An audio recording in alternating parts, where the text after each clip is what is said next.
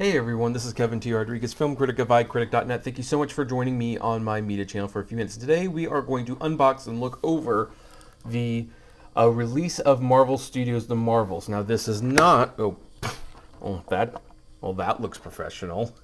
This is not the best Marvel movie, it's not even close, but when you have a series going, well, you want to kind of get them all, so The Marvels is here, it's part of my collection.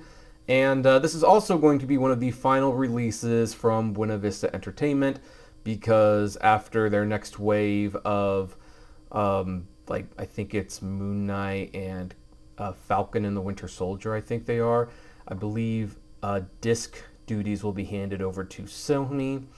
I've got a few things to say about that, but you're going to have to wait for a video I'm posting in a couple days, because that's where I'm really going to comment on that. I don't think it's necessary this time around, but let's take a look at this packaging real quick. And I like the foil cover. I like how it shines, little rainbow. It kind of gives off a glow around the characters, which is important if you've seen the movie, which, judging by the box office, not a lot of you have. Now, instead of putting one of the Marvels on the side, they actually put the cat on the sides, and I actually really like that, because if you've seen the movie, you'll notice that the one thing that people who liked and disliked the movie agreed upon, the cat scene, was the best. Like, the cat scene is so good, it's almost worth recommending the movie on its own. In fact, they're leaning into the cat scene by putting the cat on the back.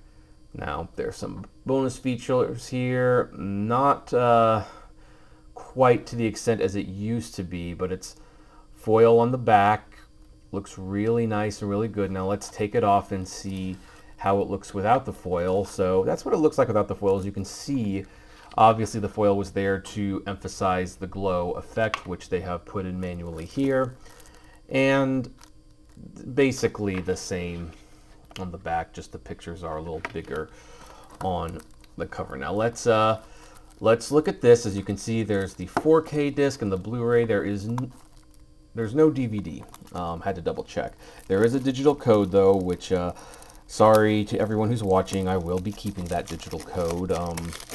I sometimes do, however, give out digital codes for movies that I already have digitally, so make sure you subscribe and keep an eye out for those giveaways. But for the time being, I'm going to take out the digital code. Oh, funny thing, it still says Voodoo Fandango, now it's Fandango at Home. And let's look at the discs. Okay, so the Blu-ray disc is your very typical blue disc. However, the 4K disc, in keeping with more recent tradition, is given the premium treatment with its own image, and on the disc they're emphasizing the cat scene. I cannot stress enough how good this cat scene is. I mean, this scene almost single-handedly saved the movie. It was so funny. Now, I don't know if I would seriously recommend watching the whole movie. You could probably just find out the timestamp of this thing online, and if you have Disney Plus, I should say, you could go and watch the cat scene and see why they're putting so much emphasis on it.